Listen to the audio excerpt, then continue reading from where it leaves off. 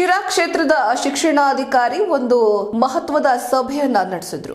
ಅನುದಾನ ರಹಿತ ಶಾಲೆಗಳ ಮುಖ್ಯ ಶಿಕ್ಷಕರು ಮತ್ತು ಆಡಳಿತ ಮಂಡಳಿಯವರನ್ನ ಕರೆದು ಒಂದು ಸಭೆಯನ್ನ ನಡೆಸ್ತಾರೆ. ಆ ಸಭೆಯಲ್ಲಿ ಕೆಲವೊಂದಿಷ್ಟು ಮಾಹಿತಿಗಳನ್ನ ಕೊಡ್ತಾರೆ, ಜೊತೆ ಕೆಲವೊಂದಿಷ್ಟು ಸೂಚನೆಗಳನ್ನ ಸಹ ಹೊರಡಿಸ್ತಾರೆ. ಅದೇನು ಅಂತ ಅಂದ್ರೆ, ಇವಾಗ ಮಕ್ಕಳನ್ನ ಶಾಲೆಗೆ ಕರೆದುಕೊಂಡು ಬರಬೇಕಾದ್ರೆ ವಾಹನಗಳಲ್ಲಿ, ಸ್ಪೆಷಲಿ ವ್ಯಾನ್ ಆಗಿರ್ಬೋದು, ಆಟೋ ಆಗಿರ್ಬೋದು, ಸ್ಕೂಲ್ ಬಸ್ ಆಗಿರ್ಬೋದು, ಆ ಚಾಲಕರ ಮತ್ತು ಆ ಶಾಲೆಯಲ್ಲಿ ಆಯಾ ಅಂತ ಏನು ತಗೊಂಡಿರ್ತಾರೆ ಅಥವಾ ಸಹಾಯಕಿ ಅಂತ ಏನಿರ್ತಾರೆ, ಆ ಸಹಾಯಕಿಯರ ಪ್ರಮಾಣ ಪತ್ರ ಯಾವುದರದ್ದು, ಅವರ ನಡತೆಯ ಪ್ರಮಾಣ ಪತ್ರವನ್ನ ಪೊಲೀಸರಿಂದ ಕಡ್ಡಾಯವಾಗಿ ಪಡೆದುಕೊಳ್ಳಲೇಬೇಕು ಅನ್ನುವಂತಹ ಮಾಹಿತಿಯನ್ನ ಸೂಚನೆಯನ್ನ ಅವರಿಗೆ ಕೊಟ್ಟಿದ್ದಾರೆ. ಜೊತೆಗೆ ಕೆಲವೊಂದಿಷ್ಟು ಅಂದ್ರೆ 1098 ಅಂತ ಏನು ಸಹಾಯವಾಣಿ ಸಂಖ್ಯೆ ಇದೆ, ಆ ಸಂಖ್ಯೆಯನ್ನ ನಿಮ್ಮ ಶಾಲೆಯ ಗೋಡೆ ಮೇಲೆ ನಮೂದಿಸಬೇಕು. ಅದ್ರ ಬಗ್ಗೆ ಮಕ್ಕಳಿಗೆ ಒಂದಿಷ್ಟು ಜ್ಞಾನವನ್ನ ಕೊಡಬೇಕು ಎಂಬೆಲ್ಲ ಸೂಚನೆಗಳನ್ನ ಶಿಕ್ಷಣಾಧಿಕಾರಿಗಳು ಕೊಟ್ಟಿದ್ದಾರಂತೆ. ಹಾಗಾದ್ರೆ ಯಾರು ಆ ಶಿಕ್ಷಣಾಧಿಕಾರಿ, ಜೊತೆಗೆ ಯಾವುದಕ್ಕೆ ಈ ಸಭೆಯನ್ನ ಕರೆಯಲಾಗಿತ್ತು, ಇನ್ನು ಸಭೆಯಲ್ಲಿ ಯಾವ್ಯಾವ ವಿಚಾರಗಳ ಬಗ್ಗೆ ಹೆಚ್ಚಿನ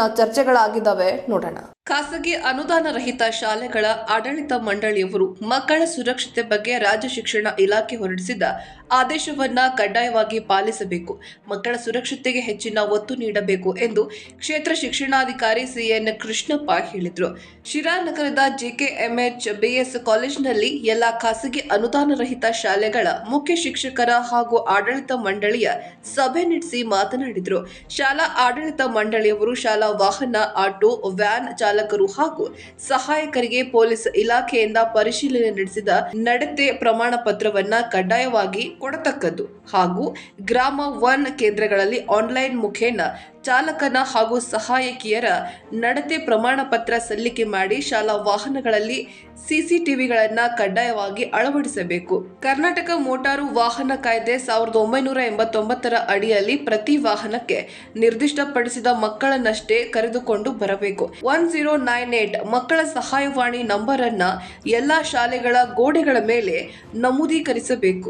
ಇನ್ನು ಸಹಾಯವಾಣಿಯ ಬಗ್ಗೆ ಮಕ್ಕಳಿಗೆ ತಿಳಿಸಬೇಕು.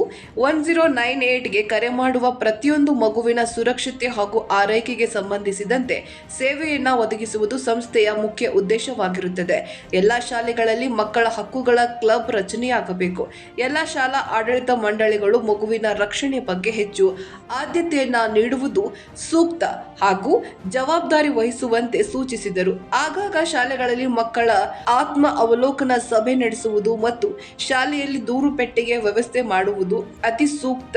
ದೂರು ಪೆಟ್ಟಿಗೆಯಲ್ಲಿ ಮಕ್ಕಳ ಹೆಸರಾಗಲಿ ಅಥವಾ ಬರಹದ ಮೇಲೆ ಗುರುತಿಸಿ ಮಕ್ಕಳ ಮೇಲೆ ಶಾಲಾ ಆಡಳಿತ ಮಂಡಳಿಯಾಗಲಿ ಅಥವಾ ಶಿಕ್ಷಕರಾಗಲಿ ಪ್ರಭಾವ ಬೀರಬಾರದು. ಈ ಎಲ್ಲಾ ಸೂಚನೆಗಳನ್ನ ದೊರೆತ ಬೆನ್ನಲ್ಲೇ ಶಾಲಾ ಆಡಳಿತ ಮಂಡಳಿಗಳು ತಕ್ಷಣವೇ ಎಚ್ಚೆತ್ತು ರಾಜ್ಯ ಶಿಕ್ಷಣದ ಆದೇಶವನ್ನ ಪಾಲಿಸತಕ್ಕದ್ದು. ಮುಂದಿನ 15ರಿಂದ 20 ದಿನದ ಒಳಗಾಗಿ ಪ್ರತಿಯೊಂದು ಶಾಲೆ ಹಾಗೂ ಶಾಲಾ ಮಕ್ಕಳನ್ನ ಪರಿಶೀಲಿಸಲಾಗುವುದು ಎಂದು ಸಭೆಯಲ್ಲಿ ತಿಳಿಸಿದರು. ಸಭೆಯಲ್ಲಿ ಖಾಸಗಿ ಶಾಲೆಯ ಆಡಳಿತ ಮಂಡಳಿಯವರು ಹಾಗೂ ಮುಖ್ಯ ಶಿಕ್ಷಕರು ಭಾಗವಹಿಸಿದ್ದರು.